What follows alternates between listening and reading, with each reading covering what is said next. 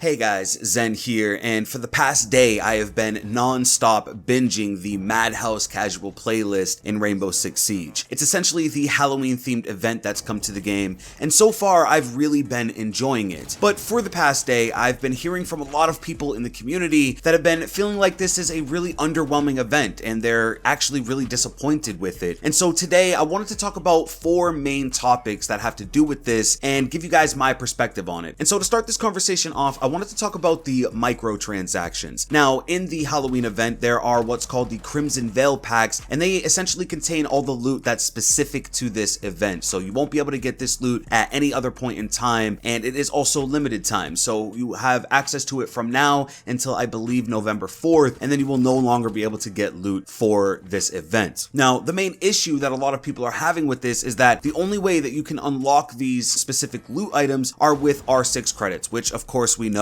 can only be purchased with real world money. Now, a lot of players want the option to be able to unlock all these items, or at least some of these items, with renown. And as a gamer and as someone who's put a ton of time into this game as well, I definitely agree and can understand that. But I think Ubisoft has done some things that have alleviated that a little bit and made it a better experience overall. So in total, there are 22 new items with this event, and anyone that logs in will automatically get access to one of them. So if you play during this event, you'll get one Crimson Veil pack. Also, there is a challenge in the Ubisoft Club where if you get 30 kills while playing in this event, you'll get access to another one, and then if you get 60 kills while playing in this event, you'll get access to an additional one. So in total, they're giving out 3 for free. So out of 22 total packs, you get 3 for free for essentially just participating. Given the fact that all of these items are cosmetic in nature and have no effect on gameplay, I like the fact that they are giving away 3, but also giving you the option if you want to purchase the rest. Yes, those 3 that you get will be random, and you'll have to hope that you get the things that you want, but if you don't and you must have that loot, it's available for you. But let me know what you guys think. Do you think that the Crimson Veil packs have been implemented well into the Madhouse event? Let me know in a comment down below. But moving on, the next thing that I want to talk about are the limited operators. Now, one thing that I don't think a lot of people saw coming was the fact that Ubisoft made it so that this event is exclusive to certain operators. Now, I think the main issue that people are having with this is that on this house map, the operators that have been chosen to play each side aren't really that balanced. For instance, on attacking, you have both Hibana and Thermite, but on defense, you have no way to counter them. So anytime that the objective is in the garage, it just always gets blown open, and in my opinion, that gives a major advantage to the attackers. Now, between last year and this year, we still haven't gotten any Halloween customization for Mute or Bandit, and so the biggest way that I would change the experience and make it a little bit smoother is to make sure that if you're gonna have operators like Hibana and Thermite, hard breachers, make sure that there is a way to counter them during any of these experiences, because as it stands now, it feels extremely attacker favored, because at any point in time, Hibana, Thermite, they can open up a wall and have full access to the objective. It should also stand to note that none of the defenders have access to the ACOG scope, and all of the attackers do. So right now, again, I feel like the experience is very attacker favored. I've heard a lot of people saying that, and I think the main way that Ubisoft could kind of fix that is by making sure that all of the operators available are better balanced. I think that's probably the most important thing. But one thing that I really wasn't happy to hear about is that those that don't have access to some of these operators actually cannot play them. So there are some people that don't have Mira, there are some people that don't have Finka, and so in this event, if you want to play and you don't have access to those operators already unlocked, you just can't play as them. And so given the fact that there's only 5 of them and everybody has to pick one, if there's a couple people that don't have a certain operator, well, you're going to have to give up an operator that maybe you wanted to play so that they have the ability to try this playlist out as well. And that's one thing that I think could have been done much better. This is something that a lot of people have been waiting for, a lot of people want to jump in and enjoy, and I think given the fact that it's only a week long, you should be able to play with these operators by default, especially given how limited they are. And on that note, I think that might give some players that don't have these operators a little bit more incentive to maybe pick them up. Maybe during this event, if Ubisoft allowed you to play as these operators, whether you had them unlocked in the main game or not, you would be able to try out Mira, be able to try out Finka, and decide for yourself, hey, I really like this operator in the small amount of time that I was able to play with them for this week during this Halloween event. I want to unlock them full time in the main game. So I think that there could be a little incentive there as well, and I could see that for operators that maybe aren't being unlocked as much or maybe aren't being considered super meta, you could introduce those operators into these events and then give people more of a chance to use them and find reasons to unlock them for themselves. But I do understand that this is only a limited time event and there's only so many resources that Ubisoft can throw at it, but I hope in the future when you include some of these operators that they're just a little bit better balanced. And I also think that if there's going to be a limited set number of ops, especially if it's only 5-on-5 for each side, you should have those operators unlocked for everyone by default. That's really just what makes the most sense to me personally. The next topic is the map House and its spooky makeover. Now, one thing that I really wasn't expecting was just how much detail Ubisoft went into when they made this map. There is really just an entire Halloween theme throughout the entire thing, but there is a slight issue with it, and for me it's just that the map is too dark and it actually has an effect on gameplay. Now again, I absolutely love the aesthetic, I love the fog throughout the map, I actually do like that the map is dark, and there's also this really cool film grain, almost like old school horror movies in a way that's going on there, and I like all of that. But there is a gameplay element still there, and I think because the map is so dark, and again, you have all of these operators in really dark and spooky customization options, it can make it a little frustrating when you start getting killed from places that you literally can't see the enemy. I think the easy fix here is to simply brighten up some of the colors on the map, or just make it so that some of the operators stand out a little bit better, because if you take Pulse and Vigil for instance, they're completely blacked out from head to toe, and when you're looking in from the outside, especially as an attacker, it can be difficult if they start to spawn peek you or they're looking into some windows. You really can't see them because of the aesthetic of the map. So there is definitely that element that I think could be adjusted and done a little bit better. But in general, I think Ubisoft absolutely knocked it out of the park with this house makeover. And if there's one thing that you guys should definitely go in and experience, if nothing else, go shoot the jack-o'-lanterns and the pumpkins. It is literally one of the most satisfying things in Rainbow Six Siege, and I highly recommend you go and just shoot all of them. I was enjoying doing that, and it's something that I wanted to pass along to you guys. Now, the last thing that I wanted to talk about, and is probably my favorite aspect of this event, is the community challenge this time around. So basically, there is a community challenge that is across the entire player base, where if we all collectively get 40 million kills while playing in the Madhouse playlist, we will all get access to a little ghoul ghost charm, and I think that this is absolutely awesome. Not only is it just a cool challenge in general, it offers us incentive to go in and actually play this playlist and enjoy getting kills in it, and it also binds us all together and gives us one unified goal to achieve. And I absolutely love when game developers go that extra mile and include the entire community. Now, some of you might say, Zen, that's not that big of a deal, that's only 40 million kills across the millions and millions of people that play this game. But the one little thing that I think makes all the difference is that Ubisoft actually shows you your personal contribution to this challenge, and I really